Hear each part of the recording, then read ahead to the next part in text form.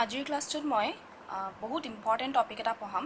এইটো হৈছে মোল কনচেপ্ট। এই মোলৰ ওপৰত তোমালোকৰ যদি একো আইডিয়া নাথাকে তোমালোকে কেমিষ্ট্ৰিৰ কোনো ধৰণৰ ক্যালকুলেশনে কৰিব নোৱাৰিবা। গতিকে ইয়াৰ বহুত বেছি সিগনিফিকেন্স আছে। ওকে, আৰু এইটো তোমালোকে বহুত ভালকে বুজিব লাগিব। এতিয়া প্ৰথমতে আমি চাওঁ যে মোল কি হয়। মোল হৈছে এটা ইউনিট। ওকে, কাৰ ইউনিট হয়? ই হৈছে এমাউন্ট অফ সাবস্টেন্সৰ এসআই ইউনিট। ঠিক আছে, তোমালোকক যে মই বেসিক ইউনিটৰ এটা চাৰ্ট দিছিলো তাত দেখিছিলা যে তাত এই মোল ওয়াৰ্ডটো আছিল এমাউন্ট অফ সাবস্টেন্সৰ এসআই ইউনিটত আমি পাইছিলো যে মোল নামৰ এটা ইউনিট আছে। ওকে, যেনেকে 1 ডজন বুলি ক'লে 1 ডজন বুলি ক'লে আমি এটা পাৰ্টিকুলাৰ নাম্বাৰক বুজো, ৰাইট? কিমান হয় এটো? 12। 1 ডজন বুলি ক'লে আমি 12ক বুজো। ঠিক তেনেকে 1 মোল বুলি ক'লেও আমি কিবা এটা নাম্বাৰকে বুজিম। ঠিক আছে, এতিয়া কিমান নাম্বাৰক বুজিম হেতুৱে চাব লাগিব। 1 মোল এটো সৰু সুৰা নাম্বাৰ নহয়, এটো এটা বহুত ডাঙৰ নাম্বাৰ হয়। is equal to 6.022 into 10 to the power 23. So ইমান ডাঙৰ নাম্বাৰটো বুজায় 1 মোলে। এতিয়া কেমিষ্ট্ৰিত কি হয়? কেমিষ্ট্ৰিয়ে হোক বা ফিজিক্সে হোক আমি এটমস, মলিকুলস, ইলেক্ট্ৰনস, নিউট্ৰনস এইবিলাকৰ ওপৰত আমি ষ্টাডি কৰি থাকো আৰু ইহঁতৰ সাইজটো ইমান সৰু হয় যে ইহঁতৰ নাম্বাৰ বিলাক কিন্তু বহুত বেছি বেছি হয়। ঠিক আছে, বহুত কম এমাউন্ট অফ সাবস্টেন্স এটাতেই তাত নাম্বাৰ অফ এটমছটো কিন্তু বহুত বেছি থাকিব। হে তেনেকুৱা ডাঙৰ ডাঙৰ নাম্বাৰছ বিলাকৰ লগত আমি যেতিয়া ডিল কৰিব লগা হয় তেতিয়া আমি এই মোল ইউনিটটো ইউজ কৰো। ওকে, আৰু 1 মোলে ইমান নাম্বাৰক বুজায়। ইয়াত যদি মই পইণ্টটো আঁতৰাই লিখো, এটোতো সাইন্টিফিক নোটেশনত লিখা আছে, যদি মই এভাগে লিখিবলৈ যাওঁ তেতিয়া মই ইয়াত বহুত জিৰো লগাব লাগিব। এটো বহুত দীঘলীয়া নাম্বাৰ এটা হৈ যাব। ওকে, এতিয়া এই নাম্বাৰটো আহিল কৰ পৰা হেতুটো জানিব লাগিব। তোমালোকে কাৰ্বন 12 নামৰ আইসোটোপটোৰ কথা শুনিছা। ইয়াৰ আগতে যেতিয়া আমি এটমিক মাস বিলাক ডিসকাস কৰিছিলো তেতিয়া আমি দেখিছিলো যে এই কাৰ্বন 12ৰ মাসটোকে তাত স্ট্যান্ডাৰ্ড হিচাপে লৈ লোৱা হৈছিল। এতিয়া এই কাৰ্বন 12ৰ 12 গ্ৰামত, ওকে, 12 গ্ৰাম অফ কাৰ্বন 12 ইয়াত যিমানটা এটমস থাকিব, ওকে, ইয়াত যিমানটা এটমস থাকিব সেই নাম্বাৰটোক এটা নাম দিয়া হৈছিল। হেতু এটা কনস্ট্যান্ট ভ্যালু হয়, তাক নাম দিয়া হৈছিল এভোগাড্ৰছ number. What is Avogadro's number? It is the number of atoms present in 12 gram of carbon 12. ঠিক আছে, এটা ইয়ে এটা স্ট্যান্ডার্ড হয়। এই এভোগাড্ৰ নাম্বাৰটোৱে এই বস্তুটোৰ সমান। এভোগাড্ৰ number means 6.022 into 10 to the power 23. ইয়াক কেতিয়াবা ক্যাপিটেল লেটাৰ n আৰু তলত সাবস্ক্ৰিপ্ট হিচাপে a দি পেলাই লিখা হয়। n a মানে বুজিবা এভোগাড্ৰছ number. So in 12 gram of carbon 12 there are this much number of atoms. Okay, এই নাম্বাৰটোৰ বহুত সিগনিফিকেন্স আছে, গতিকে ইয়াক এটা বেলেগ এটা নাম দি দিয়া হ'ল এভোগাড্ৰছ নাম্বাৰ, যিনে কি এটা কনস্ট্যান্ট হয় আৰু এই বস্তুটোৱে 1 মোলকো বুজায়। এটা তোমালোকে বুজি পাবা যে ই কিয় ইমান সিগনিফিকেন্ট হয়। ঠিক আছে, এই নাম্বাৰটোৱে 1 মোলক বুজায়। এতিয়া যদি কোনোবা এটা এলিমেন্টৰ 1 মোল বুলি কোৱা হয় তোমালোকে বুজিবা যে সেই তাৰ ইমানটা এটমৰ কথা কোৱা হৈছে। ঠিক আছে, আকৌ যদি কোনোবা এটা কম্পাউণ্ডৰ ইমান 1 মোলৰ কথা কোৱা হয় তোমালোকে বুজিব লাগিব যে তাৰ ইমানটা মলিকুলৰ কথা কোৱা হৈছে। ঠিক আছে, 1 মোল atom means 6.022 into 10 to the power 23 atoms. 1 mole molecule means 6.022 into 10 to the power 23 molecules. ঠিক, তো ইয়াত চোৱা 1 mole কাৰ্বন ডাই অক্সাইড। 1 mole কাৰ্বন ডাই অক্সাইড বুলি ক'লে কিমানটা মলিকুলক আমি বুজিম? 6.022 into 10 to the power 23 ইমানটা কাৰ্বন ডাই অক্সাইড মলিকুল থাকিব 1 মোলত। ওকে, 1 মোল হিলিয়াম, ইয়াত কিমানটা এটম থাকে? এতিয়া এটোটো মলিকুল নহয় হেকাৰণে মই ইয়াত এটম বুলি কৈ আছো ইয়াতো 6.022 ইনটু 10 to the power 23 টা এটম থাকিব ঠিক 1 মোল সালফিউরিক অ্যাসিড ইয়াত সালফিউরিক অ্যাসিডৰ নাম্বার অফ মলিকুলস টু কিমান হ'ব 6.022 ইনটু 10 to the power 23 মানে এভোগাড্ৰ নম্বৰৰ সমান মলিকুলস থাকিব 1 মোল সোডিয়াম হাইড্ৰক্সাইড ইয়াত কিমানটা মলিকুল থাকিব নিজে ভাবা দেন 1 মোল ওয়াটার ইয়াত কিমান মলিকুলস থাকিব বুজি পাইছা ঠিক আছে এতিয়া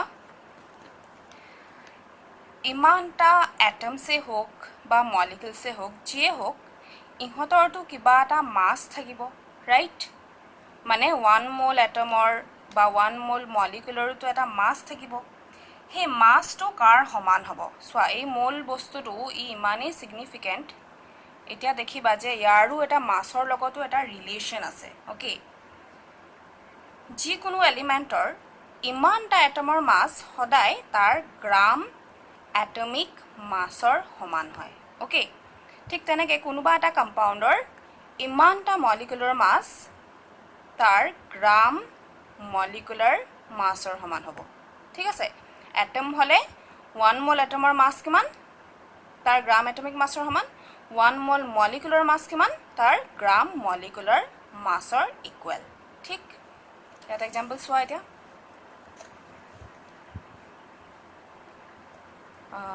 1 মোল সোডিয়াম ইয়াৰ মাস কিমান হ'ব 1 মোল সোডিয়াম মানে কিমানটা সোডিয়াম এটমৰ কথা কোৱা হৈছে 6.022 ইনটু 10 to the power 23 এভোগাড্ৰ নম্বৰৰ সমান সোডিয়াম ইয়াৰ মাস এই বস্তুটোৰ গ্ৰাম এটমিক মাসৰ ইকুৱেল সোডিয়ামৰ গ্ৰাম এটমিক মাস হৈছে 23 গ্ৰাম so 1 mole sodium atom has the mass equal to 23 gram fine then 1 mole carbon dioxide ইয়াৰ মাস কিমান ইয়াৰ গ্ৰাম মলিকুলাৰ মাসৰ সমান ইয়াত মই মলিকুল লৈ আছো কাৰণ মই গ্ৰাম মলিকুলাৰ মাসৰ কথা কম এটম হলে গ্ৰাম এটমিক মাসৰ কথা কম ইয়াৰ মাস হ'ব 44 গ্ৰাম কেনেকৈ উলিয়া হৈছে এটো বুজি পাইছা ইয়াৰ আগৰ ক্লাছত মই দেখাই দিছিলো গ্ৰাম মলিকুলাৰ মাস বিলাক কেনেকৈ উলিয়ায় তাৰ পিছত 1 মোল সালফিউৰিক অ্যাসিড ইয়াৰ মাস কিমান ইয়াৰ গ্ৰাম মলিকুলাৰ মাসৰ সমান কিমান হ'ব 98 গ্ৰাম এটো নিজে উলিয়াইছা আগতে 1 মোল সোডিয়াম হাইড্ৰক্সাইড ইয়াৰ মাস কিমান হ'ব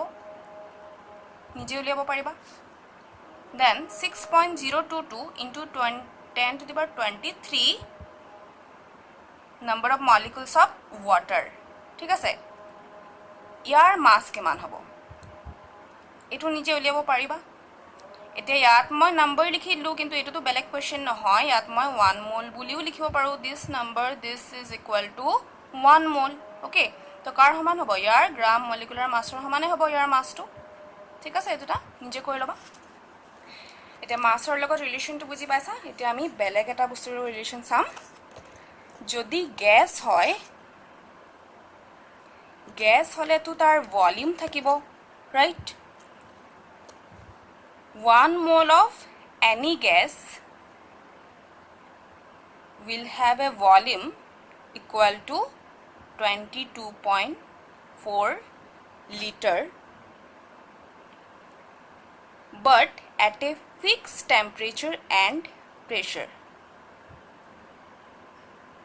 त्यसवा जे इटु 1 मोल বস্তুটো এই নম্বৰটো কিমান সিগনিফিকেন্ট ইয়াৰ এটা মাসৰ লগতো এটা ফিক্সড ৰিলেশন আছে ইয়াৰ ভলিউমৰ লগতো এটা ফিক্সড ৰিলেশন আছে যিয়ে গ্যাস হোক তাৰ যদি 1 মোলৰ কথা কোৱা হৈছে তাৰ মানে তাৰ যদি ইমানটা মলিকুলাৰ কথা কোৱা হৈছে বা ইমানটা এটমৰ কথা কোৱা হৈছে তেতিয়া ইমান মোলে বা ইমান এটমস বা মলিকুলে কিমান ভলিউম অকুপাই কৰিব হেতু কোৱেশ্চন যদি হয় আনসাৰটো কিমান হ'ব 22.4 লিটাৰ ওকে লিটাৰত লিখিলে ইমান হ'ব যদি এমএলত লিখো 22.22400 ml but টেম্পারেচার আৰু প্ৰেসাৰটো আমি মেনশন কৰি দিব লাগিব যিকোনো টেম্পাৰেচাৰ প্ৰেসাৰত কিন্তু এটো ভলিউম নহয় সো ভলিউমৰ টেম্পাৰেচাৰ আৰু প্ৰেসাৰৰ লগত ৰিলেশন আছে টেম্পাৰেচাৰ প্ৰেসাৰ চেঞ্জ কৰি থাকিলে ভলিউম চেঞ্জ হৈ যায় এই ভ্যালুটো এটা ফিক্সড টেম্পাৰেচাৰ প্ৰেছাৰ কাৰণে যাক কোৱা হয় ষ্টেণ্ডাৰ্ড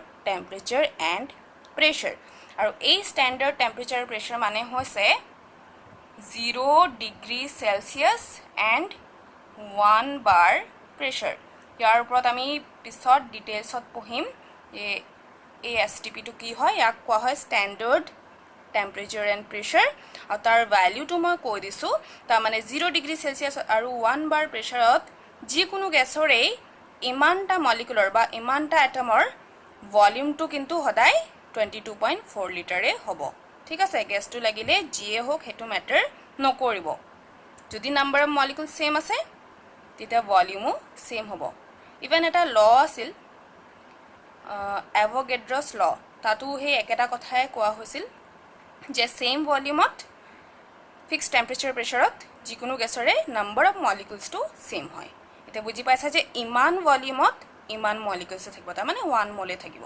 ফাইন আচ্ছা ইয়াত অকমান মই এক্সপ্লেইন কৰি দিছো at STP means standard temperature and pressure what is the volume of 1 mole nitrogen gas কি হ'ব আনসাৰটো 22.4 liter 1 mole nitrogen er volume to ইমানেই হ'ব okay then what is the volume of 1 mole of hydrogen gas কি হ'ব একেই হ'ব 22.4 liter what is the volume of 1 mole of oxygen gas 22.4 liter what is the volume occupied by 6.022 into 10 power 23 molecules of hydrogen gas কি হ'ব এই বস্তুটো মানে একেই 1 মোলে নহয় জানো গতিকে ভলিউমটো কিয়কি মই আগতে মেনশন কৰি লৈছো এসটিপিত হে আমি জানোই এটো ভ্যালুটো সেম আছে 22.4 লিটাৰ 1 মোল কাৰ্বন ডাই অক্সাইড গেছৰ ভলিউম কিমান হ'ব ml ত লিখিলে মই লিখিম 22400 ml what is the volume occupied by 1 mole helium gas at STP question mark নিজে ভাবি পাইছা চাগে কি হ'ব answer what is the volume occupied by 1 mole ammonia gas at STP question mark এটো তোমালোকে অলৰেডি গম পাইছা এইবিলাক আনসাৰ কি হ'ব ঠিক আছে বুজিলা ইয়ালৈকে আকৌবাৰ আমি ৰিভিউ কৰি লৈছো মোল কি হয় মোল হৈছে এমাউন্ট অফ সাবস্টেন্সৰ এটা ইউনিট ই এটা বহুত ডাঙৰ নম্বৰক বুজায় যেটো নম্বৰক এভোগাড্ৰছ নম্বৰ বুলি কোৱা হয় তাৰ ডেফিনিশনটো ইয়াত আছে 1 মোল মানে কি হয় এডখত আছে আৰু ইয়াৰ ভ্যালুটো হৈছে 6.022 into 10 power 23 এই ভ্যালুৰ যিকোনো এটমছ বা মলিকুলছৰ মাছটো গ্ৰাম এটমিক মাছ বা গ্ৰাম মলিকুলাৰ মাছৰ সমান হ'ব আৰু ভলিউম যদি গ্যাস হয় ভলিউমটো 22.4 লিটাৰৰ সমান হ'ব at STP ঠিক আছে নাম্বাৰ অফ মলিকুলছৰ লগত ৰিলেচন বুজিলা মোলৰ মাছৰ লগত ৰিলেচন বুজিলা আৰু ভলিউমৰ লগত বুজিলা ওকে এটা এই মোল বস্তুৰ কিন্তু আমাৰ ডেইলি লাইফত কোনো ধৰণৰ সিগনিফিকেন্স নাই ওকে আমি যেনেকে ডজনটো ইউজ কৰো তেনেকে আমি তাৰ ঠাইত কিন্তু মোল কেতিয়াও ইউজ কৰিব নোৱাৰো কাৰণ ইমান ডাঙৰ ভ্যালুৰ আমাৰ ডেইলি লাইফত একচুয়ালি কো কামেই নাই ইয়াক অকল আমি কেমিষ্ট্ৰি ফিজিক্স এবিলাক পঢ়োতেহে ইউজ কৰিম ঠিক আছে নেক্সট ক্লাছত আমি মোলৰ ৰিলেটেড এই কনসেপ্টৰ লগত ৰিলেটেড ক্যালকুলেশনস বিলাক চাম আৰু কিছুমান ফৰ্মুলা চাব লাগিব ওকে